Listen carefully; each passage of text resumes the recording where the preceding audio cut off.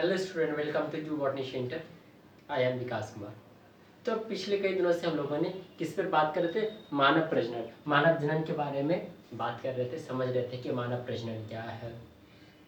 तो मानव प्रजनन के अंतर्गत नर तथा मादा दोनों आते हैं। तो दोनों का जनन तंत्र के बारे में हम लोग को देखना है। तो हम लोग सबसे पहले किसके बारे में देख रहे थे? नर जनन तंत्र के बारे में देख रहे थे।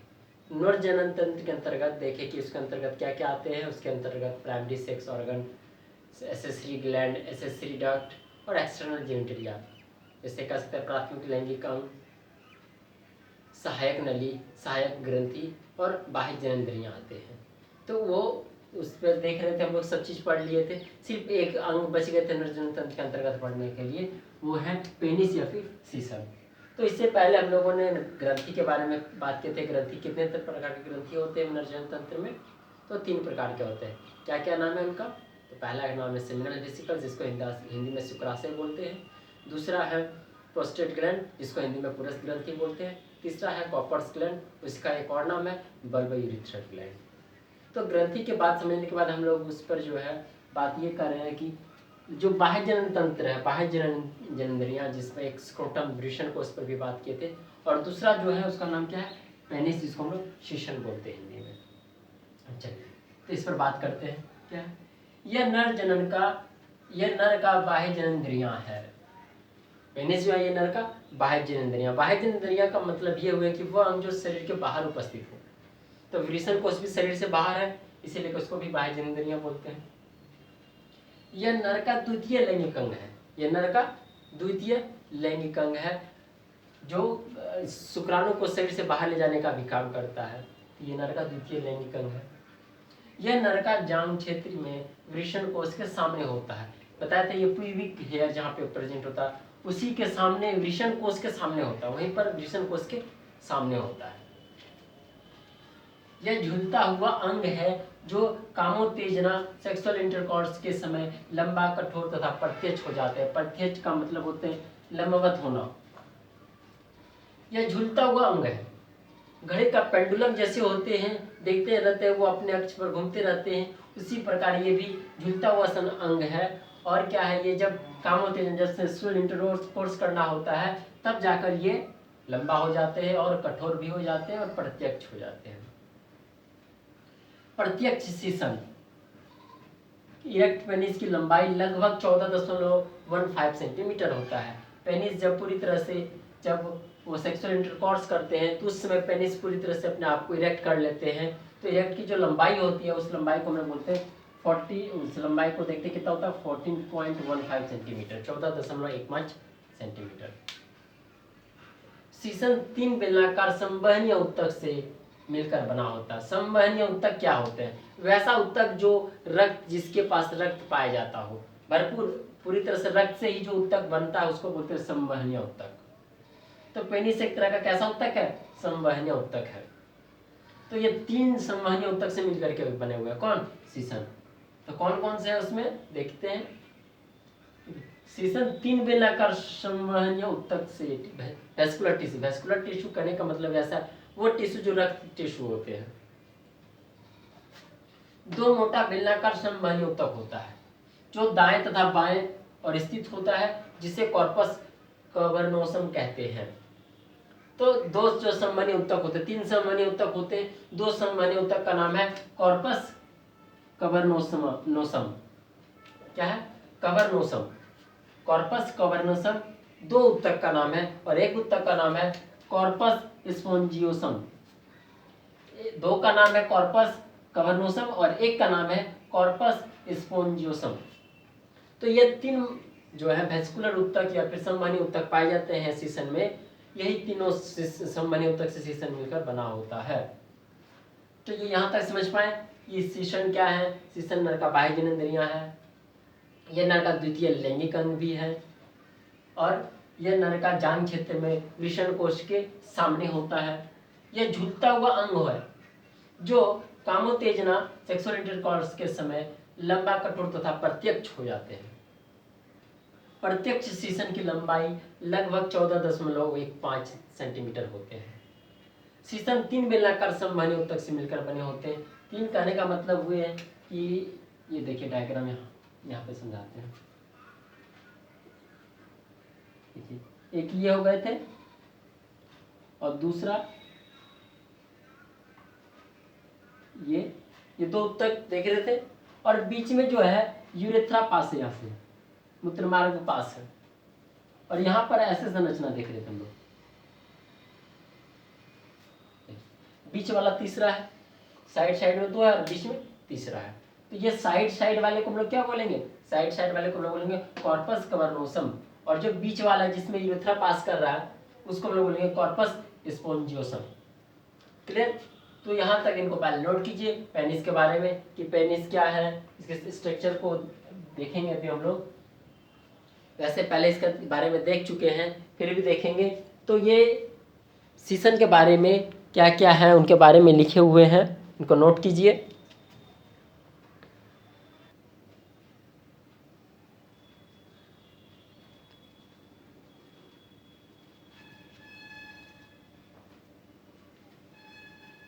तो अभी बात कर रहे थे हम लोग कि जो है सीसन जो है वो 3 समवहनीय उत्तक से बने होते हैं। एक का नाम है कॉर्पस कवर्नोसम और दूसरा का नाम है कॉर्पस स्पोंजियोसम। तो कॉर्पस स्पोंजियोसम जो है वो क्या होता है, उसका आगे वाला जो भाग होता है वो फूला हुआ फूल कर शंकु आकार का संरचना बनाता है, उससे जिसे सीसन मुंड ग्लांस पेनिस कहते हैं। सीसन मुंड एक झिल्ली से घिरा होता है जिसे सीसन मुंड छद या फिर फोरस्किन या फिर प्रीप्यूस कहते हैं। कॉर्पस स्पोंजियम जो है, कॉर्पस स्पोंजियोसम जो है वो आगे चलकर फूल जाता है और शंकुकार आकार का संरचना बनाता है जिसे ग्लांस पेनिस कहते हैं या फिर सीसन मुंड कहते हैं। सीसन मुंड एक जो है छिद्र, एक मेम्ब्रेन से झिल्ली से घिरा होता है, जिस झिल्ली को हम लोग क्या बोलते हैं, फोरस्किन, हिंदी में इसको बोलते हैं सीसन मुंड छद, फोरस्किन या फिर प्रीप्यूस कहते हैं। सीसन मुंड का आधार पर प्रीप्यूशियल ग्रंथि पाए जाते हैं जो समेग्मा को स्राव करता है। फोरस्किन के पास जो है ये कह रहे हैं कि सीसन मुंड ग्लांस पेनिस जहाँ है उसके आधार पर, उस जहाँ से वो स्टार्ट होते हैं वहां पर कुछ ग्रंथि पाए जाते हैं जिसका नाम है प्रीप्यूशियल ग्रंथि, और ये ग्रंथि क्या स्राव करते हैं, समेग्मा स्राव करते हैं, समेग्मा स्राव करते हैं। अब एक शब्द है सर्कमसिशन। सर्कमसिशन का क्या अर्थ है, इसका अर्थ ये है शल्य चिकित्सा द्वारा फोरस्किन को अलग करना। ये ग्लांस पेनिस जो है वो एक झिल्ली से घिरा होता है जिसको हम लोग फोरस्किन बोलते हैं, सीसन मुंड छद बोलते हैं। इसको क्या होता है सर्जरी के द्वारा काट करके अलग करना, इसी को हम लोग बोलते हैं सर्कमसिजन। सर्कमसिजन पेनिस कर रहे हैं मतलब वो उसमें क्या काट दिया गया, उसका फोरस्किन को काट करके अलग कर दिया गया। आप सुने होंगे मुस्लिम में क्या होते हैं कि उसका जो है पेनिस को थोड़ा सा कट किया जाता है, तो पेनिस का किस भाग को कट किया जाता है, तो वो कट करते हैं ये मेम्ब्रेन को, सीसन मुंड छद को, फोरस्किन को कट करते हैं। क्यों कट करते हैं, ये तो धर्म आज जोड़ा गया है। आज से कई साल पहले क्या होते थे, कुछ ऐसी जगह थे जहाँ पे पानी की बहुत कमी थी, तो वहाँ पे हमेशा लोग रोज नहीं नहा पाते थे, रोज नहीं नहाते थे, तो क्या होता था कि वो जो समेग्मा जो बनता था उसके ग्लांस पेनिस के पास, तो उसको वॉश नहीं कर पाता था, जिससे समेग्मा के कारण कैंसर भी हो जाता है। तो वहां पे क्या था, जहाँ पे पानी की कमी थी, जल की कमी थी, वहां पर रोज साफ नहीं कर पाता था। इस वजह से जो है वहां पर क्या करते थे, इसको काट करके फोरस्किन को काट करके हटा देते थे ताकि वहां पर समेग्मा ज्यादा देर तक जमा ना रहे। इसे लेकर उस वक्त आज से कई हजारों वर्ष पहले जो है यही बात वजह था जो कि फोरस्किन को कट करके अलग करना था। लेकिन इसी को अब मुस्लिम धर्म सिर्फ अपना लिया कि नहीं ये हमारा ही धर्म में सिर्फ होगा। ऐसा नहीं था कि किसी धर्म में ये था, पहले ये नॉर्मल था सबके लिए, जहाँ पे जल की कमी थी वहां पर ये प्रोसेस चल रहा था। लेकिन अब वहाँ जल की कमी की वजह से अब मुस्लिम इसको जो अपना मान लिया गया। भारत एक ऐसा है यहाँ पे जाति धर्म के नाम पे किसी को भी लड़ाया जा सकता है, तो यहाँ पर इसको धर्म के नाम से जोड़ दिया गया। तो सर्कमसिशन का अर्थ समझ पा रहे हैं क्या होंगे कि फोरस्किन को सर्जरी के द्वारा, जिसको हम लोग बोलते हैं शल्य चिकित्सा के द्वारा काट करके अलग करना। इम्पोर्टेंस, वो इम्पोर्टेंस और इम्पोर्टेंस का अलग मीनिंग है। इम्पोर्टेंस का मीनिंग ये होता है कि सीसन कामोत्तेजना समय प्रत्यक्ष नहीं हो पाता है। किसी किसी में ये प्रॉब्लम हो जाता है कि उनका पेनिस जो है जब वो सेक्सुअल इंटरकॉर्स करते हैं तो उस समय क्या होता है कि पेनिस पूरी तरह से इरेक्ट नहीं हो पाता है, उसे कोई ना कोई डिजीज कह सकते हैं, बीमारी होता है उसका। देखिए इसको कंट्रोल, पेनिस का इरेक्शन को कंट्रोल करने वाला हमारा नर्वस सिस्टम का parasympathetic nerve S2 S3 S4 होता है। तो कभी कभी ये काम नहीं करने लगते हैं तो पेनिस इरेक्ट नहीं कर पाता है। तो जिसमें पेनिस का इरेक्शन नहीं हो पाता है सेक्सुअल इंटरकॉर्स के दौरान उसको हम लोग बोलते हैं इम्पोर्टेंस। आगे सीसन का प्रत्यक्ष संवहनीय घटना है। सीसन जो है प्रत्यक्ष रहेंगे या फिर झूलता हुआ संरचना रहेंगे, कब इसका मैक्सिमम लंबाई बढ़ेंगे, कब इसका सबसे छोटी लंबाई होगी। तो ये घटना जो है रक्त पे निर्भर करता है। संवहनीय घटना मतलब रक्त पर निर्भर करने वाला घटना। वेस्कुलर फेनोमेना मतलब जब पैरासिम्पैथिक नर्व को एक्टिवेशन होगा कि नहीं इनको लंबा होना है तो पैरासिम्पैथिक नर्व जो है उसको एक्टिव करेंगे और वहां पे ब्लड भेजेंगे। तो ब्लड जाके जब पूरी तरह से ब्लड भर जाएंगे तो वो काफी हार्ड हो जाते हैं स्ट्रक्चर में, और जब उनको नॉर्मल करना होगा तो ब्लड वहां से निकल जाता है। तो यही घटना है पेनिस का इरेक्शन का जो घटना है वो कैसा घटना है, वेस्कुलर फिनोमेना है। हिंदी में इसको कह सकते हैं संवहनीय घटना है। सीसन शुक्राणु को मादा जनन तंत्र में पहुंचाता है, इसका कार्य है। पेनिस का क्या कार्य हो गया कि वो शुक्राणु को, क्योंकि मादा जनन तंत्र में कैसे शुक्राणु प्रवेश करेगा तो कोई ना कोई अंग चाहिए, तो वो कौन सा अंग है, सीसन जो है, पेनिस जो है वो मादा जनन तंत्र में शुक्राणु को पहुंचा देता है। तो ये हो गए पूरी की पूरी कहानी। हम लोग किस पर बात की अभी, सब पूरी की पूरी बात की सीसन पर। Season means penis. पेनिस के बारे में ये दो समेग्मा वाला बात समझ में आए कि समेग्मा जो होते हैं वो प्रीप्यूशियल ग्रंथि जो कहाँ पाए जाते हैं, ग्लांस पेनिस के आधार पर पाए जाते हैं। वहां पर ये प्रीप्यूशियल ग्रंथि जो होते हैं एक स्राव सिक्रीट करते हैं जिसका नाम है समेग्मा, और ये इसको हमेशा वॉश करना होता है, साफ करके रखना पड़ता है, नहीं तो इसकी वजह से कैंसर हो सकता है। तो इसी को पहले जहां जल की कमी थी, जहां लोग रोज नहीं नहा पाते थे, वहां समिग्मा को वॉश नहीं कर पाते थे, साफ नहीं कर पाते थे, तो क्या करते थे उन्होंने जो है इस मेम्ब्रेन को ही, कौन सा, फोरस्किन को ही काट करके हटा देते थे ताकि वो आसानी से वॉश हो जाए। लेकिन इसको धीरे धीरे मुस्लिम लोग अपना धर्म से जोड़ दिए। वही जो कट करने की जो प्रोसेस है उसी को हम लोग बोलते हैं सर्कमसिजन। सर्कमसिजन ग्लैंड पेनिस की बात किया जाएगा तो मतलब ये हो जाएंगे कि उसका फोरेसिन को काट दिया गया है।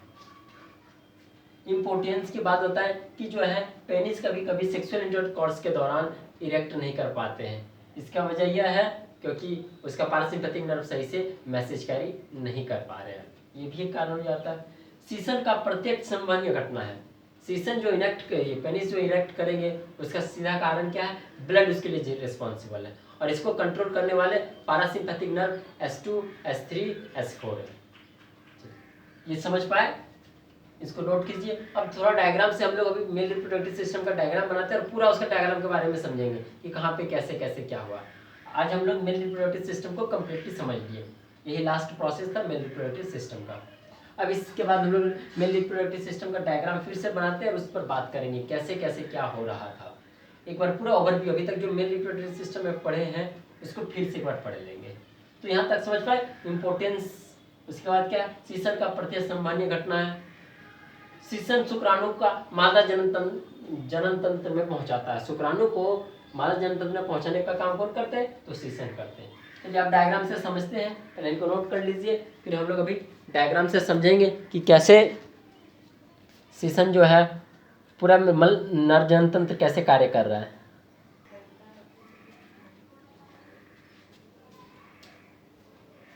तो हम लोग अभी नर जनन तंत्र का डायग्राम को एक बार पूरा से देखते हैं कि नर जनन तंत्र में क्या क्या पड़ा है, नर जनन तंत्र कैसे कार्य करते हैं। डायग्राम पहले बना लेते हैं।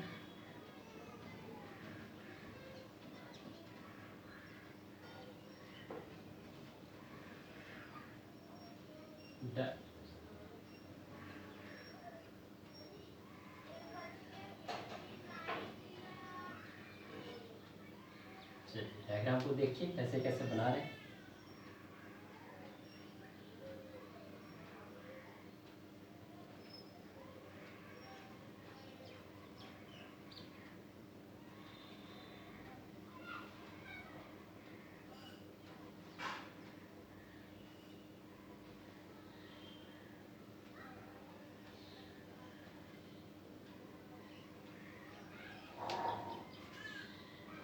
ये नर जनन तंत्र की डायग्राम पहले भी बताया आप लोग को, फिर से एक बार बना के दिखा रहे कैसे बनाना और कैसे कार्य ये कर रहे हैं, उसको पूरी तरह से हम लोग समझने की कोशिश करते हैं।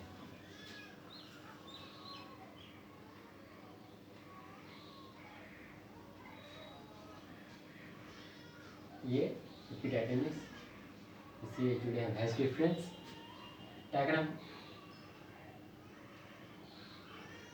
डायग्राम को समझिए बनाने। कल डायग्राम बनाए थे, बहुत कोई अच्छा से नहीं बनाए थे, बहुत टफ लग रहा था देखकर। तो आप लोग को स्टेप बाय स्टेप सिखा रहे हैं बनाने के लिए कैसे बनाना है, फिर भी डायग्राम नहीं बना पाए। ये है नर जनन तंत्र का एक तरह का कंप्लीट डायग्राम, बड़ा बना दिए थोड़ा। और ये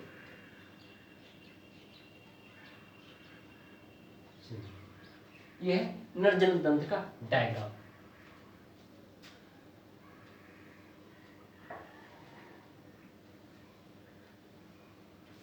ये नर जनन तंत्र का डायग्राम है।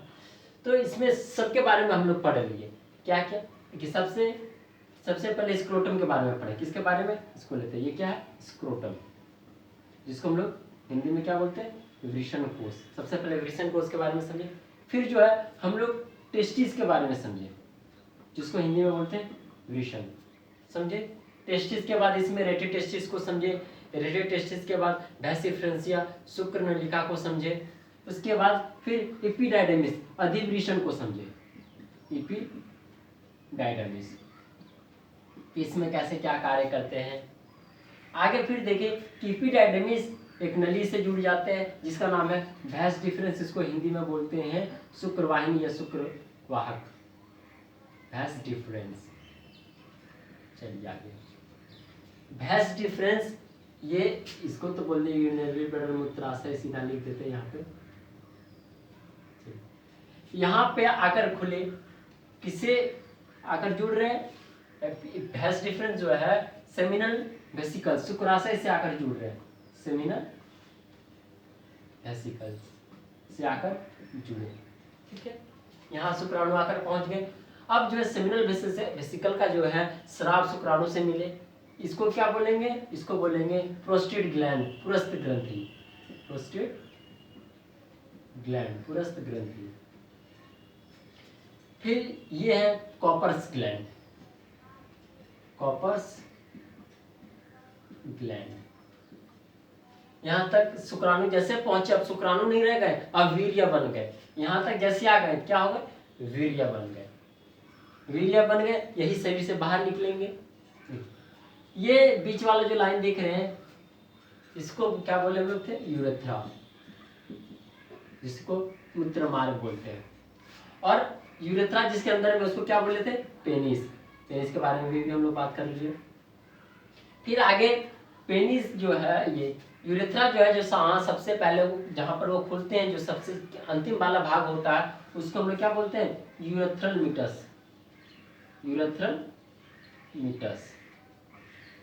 अब आगे और बात करते हैं कि जो है ये देखिए, ये वाला खुला हुआ भाग देखे ना, इसको ये जो है ये कॉर्पस स्पॉन्जियोसम है, जो आगे आकर फूल गया है। देखिए ये आगे आकर फूल गए, इसी को हम लोग क्या बोले? ग्लांस पेनिस या फिर सीसन मुंड, ग्लांस पेनिस। और ग्लांस पेनिस भी एक मेम्ब्रेन से घिरा होता है जिसका नाम है फोरस्किन या फिर सीसन मुंड छद। समझे यहाँ तक? अब देखिए ये जो देख रहे हैं, ये आधार है, यहाँ से फुला हुआ भाग जो है ग्लांस पेनिस का, यहाँ पर कुछ ग्रंथि होते हैं जिसको प्रोप्यूशियल ग्रंथि कहते हैं, यही समिग्मा का स्राव करते हैं। और जो आपको बताए सर्कममिशन के बारे में बताएं, इसी मेम्ब्रेन को, फोरस्किन को कट कर दिया जाता है। यहाँ से मान जैसे कट कर दिया गया, ये कैसा पेनिस हो गया, कैसा सीसन हो गया? सर्कमसिशन पेनिस हो गया। और मुस्लिम में यही किया जाता है, कट कर दिया जाता है सिर्फ इसी को। तो सर ये पूरा मेल रिप्रोडक्टिव सिस्टम का कहानी थे।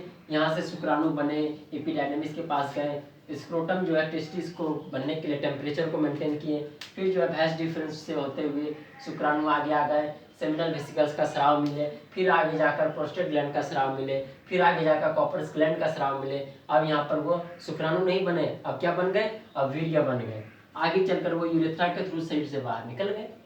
और ये देखिए, ये वाला जो सीसन जो है ये मादा जनन तंत्र के अंदर प्रवेश करते हैं और वहां जाकर शुक्राणु को छोड़ते हैं, क्योंकि शुक्राणु को मादा जनन तंत्र में छोड़ना होगा। इसी को छोड़ने में कौन मदद करते हैं? वो पेनिस काम करते हैं, सीसन करते हैं। तो आप समझ पाए पूरे नर जनन तंत्र को। अब जो है हम लोग मानव जनन तंत्र पर कल बात करेंगे। ये नर जनन तंत्र हमको लग रहा है कि आप लोग को पूरी तरह से समझा दिए हैं। अगर किसी तरह का इसमें किसी डाउट हो तो आप लोग कॉल करके पूछ सकते हैं। चलिए इनको नोट कर लीजिए।